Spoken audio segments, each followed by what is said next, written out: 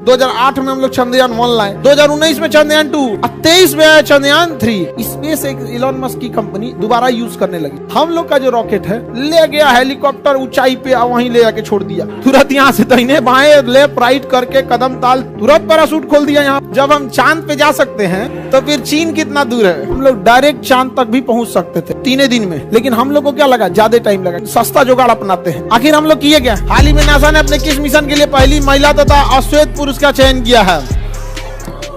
Artemis 2 ये चंद्रमा पर जाएगा। ये मिशन कहां जाएगा? चंद्रमा पर। नासा के पास पैसा की कोई कमी नहीं है। हम लोग क्या पैसा का कमी हो जाता है, वरना देखिए हम लोग में 2008 में हम लोग चंद्रयान 1 लाए, 2010-12 में 2 ले आना चाहिए, 13-14 में लेके आना चाहिए चंद्रयान 3। इतना लंबा गैप होता है जी, 15 साल का गैप। आप खुद सोचिए, 15 साल का गैप होता है। 2008 में चंद्रयान 1 जबकि सक्सेस हो गया था, 2019 में चंद्रयान 2, 23 में आया चंद्रयान 3। खैर ये तो जल्दी आ गया। चंद्रयान 2 और 3 में दिक्कत उतना नहीं हुआ, लेकिन चंद्रयान 1 और 2 के बीच में 10 साल का गैप।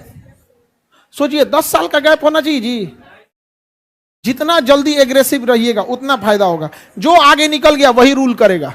अंतरिक्ष में जो आगे निकल गया वही रूल करेगा। देखिए रॉकेट जो होते हैं ना, वो महंगे इसलिए हो जाते हैं कि वो लौट के नहीं आते हैं।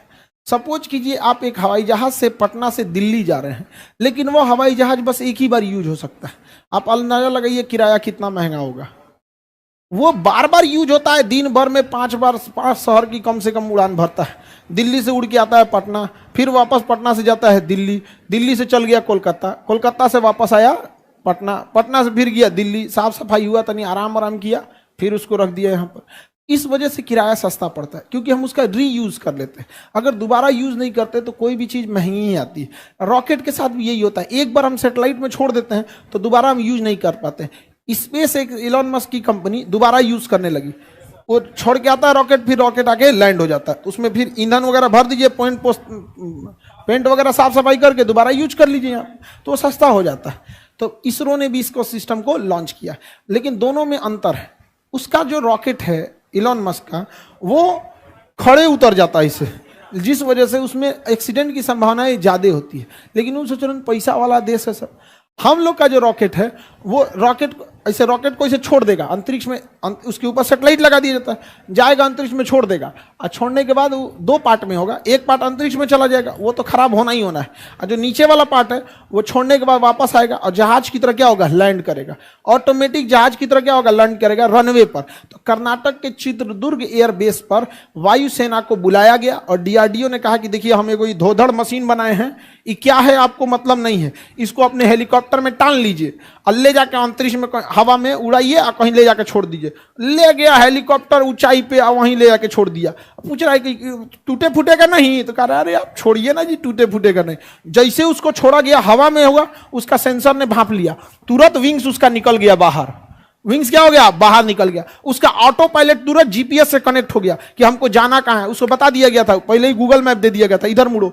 उसका मुंह वो पट्टी करके छोड़ी थी इसरो एयरफोर्स, तुरंत घूम गया, उन्हें नहीं जी इन्हें जाना है यहाँ पे, तुरंत यहाँ से दाहिने बाएं लेफ्ट राइट करके कदम ताल चाल धीमा करके एयरपोर्ट से लाइन अप कर लिया और अपना चक्का बाहर निकाल दिया और उतर गया एयरपोर्ट पर। एयरपोर्ट पे उतरा तो इसका स्पीड बहुत ज्यादा था, देखा कि अरे बाप रे, तो हम हिल जाएंगे एयरपोर्ट के आगे, थुथुर लड़ जाएगा मेरा। दाएं से पिछवाए को पैराशूट खोल दिया, तुरंत पैराशूट खोल दिया यहाँ पे और उतर गया, पूरा सक्सेस हो गया हम लोग का। तो हम लोग के रीयूजेबल रॉकेट में एक्सीडेंट की संभावनाएं कम है। समझ में आ गया कि नहीं आ गया? तो देखिए जरूरत के हिसाब से हम लोग के पास क्या है ना, कि अगर ज्यादा पैसा लॉस होगा ना, तो फिर जो मंत्रिमंडल है या जो सरकार है, वो इसरो को लगेगा कि अरे यार इस पे पैसा बहुत बर्बाद हो रहा है, तो वो लोग भी उसी हिसाब से सोचते हैं। समझ में आ गया कि नहीं आ गया? तो किसके सहयोग से हुआ है? एयरफोर्स ने चिनूक हेलीकॉप्टर में लादा और टांग गिरा दिया उसको। एयरफोर्स वाला परेशान थे, कौन सी गिरवा रहा है हमसे, लेकिन बाद में क्या हो गया, सक्सेस हो गया यहाँ पर। समझ में आ गया? तो अब देखिए इसरो है, ये रॉकेट किसका है? इसरो का। हथियार बनाती है DRDO, और लॉन्चिंग के लिए किसे बुलाइए? एयरफोर्स। किसे? एयरफोर्स। समझ में आ गया कि नहीं? इंटीग्रेटेड होते हैं सब। तो आप ये मत समझिएगा कि अंतरिक्ष कार्यक्रम सेना के काम में नहीं आएगा। अंतरिक्ष में वही रॉकेट होता है जो सीधा जाता है, क्या दिक्कत है, उसको टेढ़ा कर देंगे चल जाएगा कहीं और नहीं समझ आया? अरे जो अंतरिक्ष में जा सकता है बगल में जाने में क्या दिक्कत है? जब हम चांद पे जा सकते हैं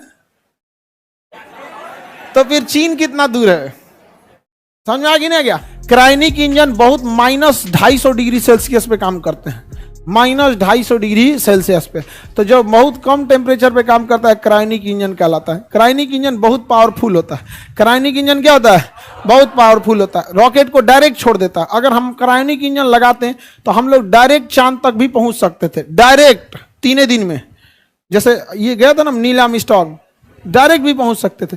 लेकिन हम लोग को क्या लगा, ज्यादा टाइम लगा, क्योंकि हम लोग ना मतलब सस्ता जुगाड़ अपनाते हैं। जैसे मान के चलिए कोई रस्सी फेंकना है तो देखिएगा ना, रस्सी में 10 मीटर का रस्सी है और मैं एगो ढेला बांध लिए, आप पहले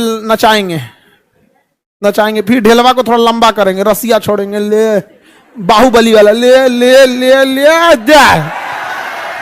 हम लोग भी तो वही किए हैं चंद्रयान के साथ, चंद्रमा छोड़ दिए हैं और नचा रहे हैं लोग, ले ले ले घूम घूम तनी और बढ़, घूम घूम और घूम और घूम, ये जो चंदा मामा दूर के। नहीं समझा? आखिर हम लोग किए क्या? यही किए हैं। हम लोग का अगर तगड़ा क्रायोनिक इंजन वाला रहता सीधे लेके जाता कहां तक, चांद ले जाके ठेल देता।